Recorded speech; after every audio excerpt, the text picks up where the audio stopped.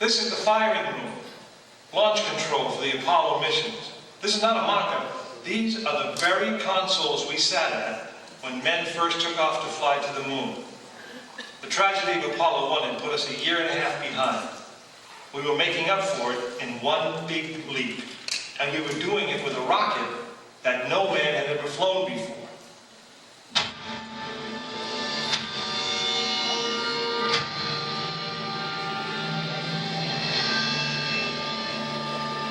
It was a few days before Christmas, 1968, when Apollo 8 sat on the pad. She was the first of a new kind, a moon rocket. This was the Phoenix, risen from the ashes of Apollo 1. The first Apollo crew did not die in vain. This was to be their testament.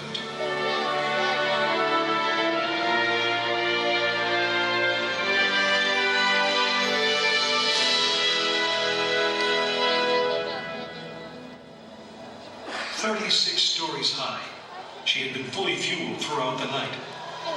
The liquid oxygen in her tanks caused ice to form on the outside of the craft.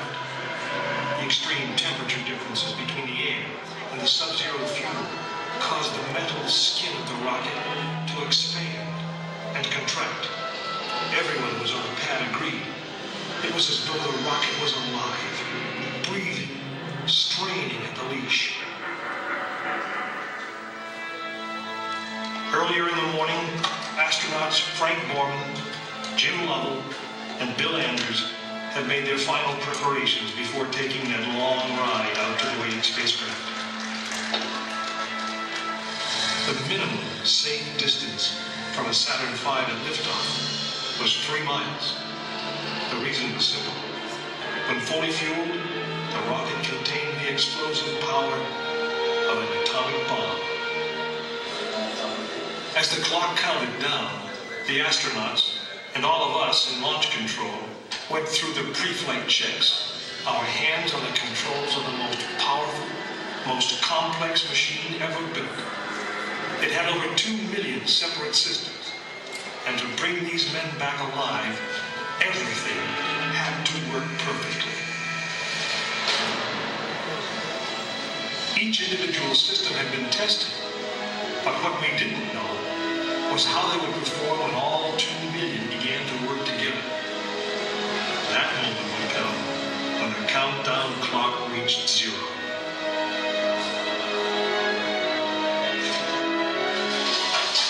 If a maneuvering thruster failed, if communications broke down, if navigation was off by 1 degree, if any piece of the miles of wiring, circuits, relays, or valves was defective, Frank Borman, Jim Lovell, and Bill Anders would pay with their lives. As they sat, waiting for launch on that chill December morning, these 3 astronauts were back to what they had always been, test pilots.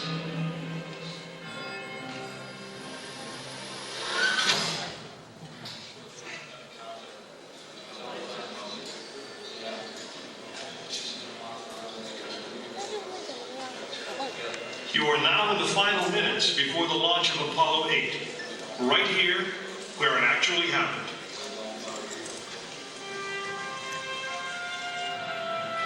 Mankind is about to leave his planet behind and journey to another. It is one of those rare moments when history is not being made, destiny is being embraced.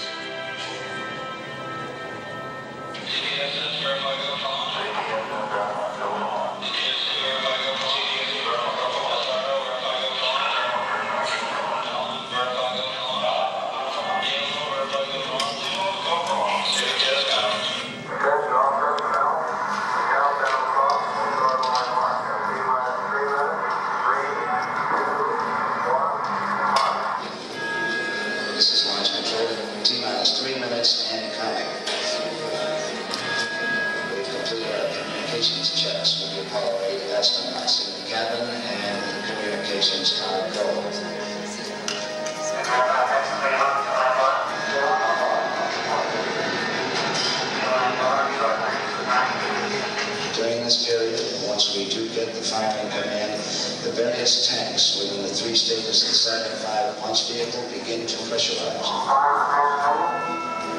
We have firing command. The firing command is in. Sequence T-minus 2 minutes, 20 seconds.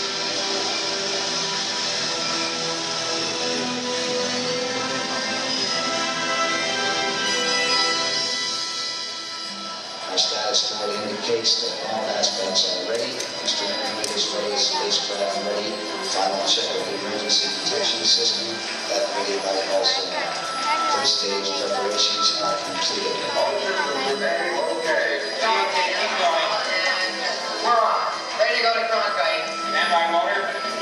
Okay, you're on. All systems go. T-minus 45 seconds and counting. First stage oxygen tank has been pressurized and the pressure is still building up. Coming up on 90 seconds, mark, T-minus 90 seconds and counting. The Apollo 8 crew standing by, spacecraft commander Frank Borman, Jim Miller, Bill Anders. We now report that the liquid hydrogen tank in the third stage is pressurized.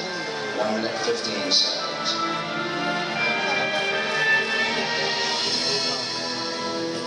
All third stage propellants pressurized at this time as we come up on a 60-second mark on the flight to the moon. T-minus 60 seconds and counting. The vehicle now is completely pressurized. We're coming up on a power transfer shortly.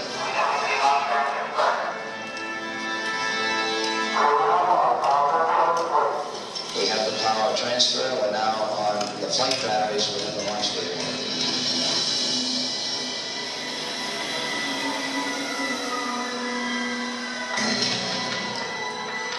Final reports from Frank Borman at this time for final look at the switches aboard the spacecraft.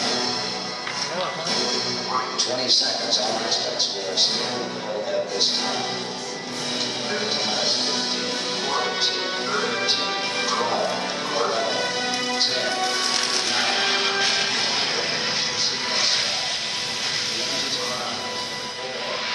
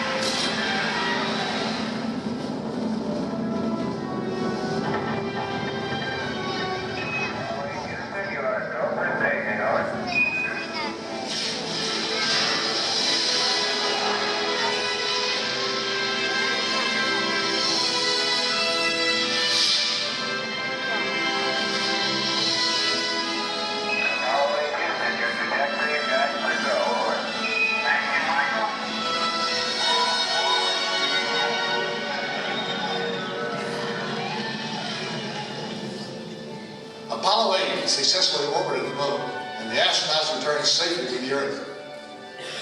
I know. I'm Jim Lovell, and I was one of the crew of this spacecraft, Apollo 8. We were the first men to see the surface of the moon from just a few miles away. But it was the hundreds of thousands of men and women who worked in that team, and the millions of people who supported the mission that really made it possible. That way, I guess, we all went to the moon.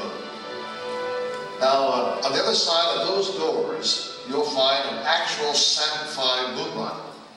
It's still the most powerful, the most complex machine ever built. And I guess it's the only one that can take you to another planet. I actually got to fly one on a second flight to the moon called Apollo 13. But that's another story.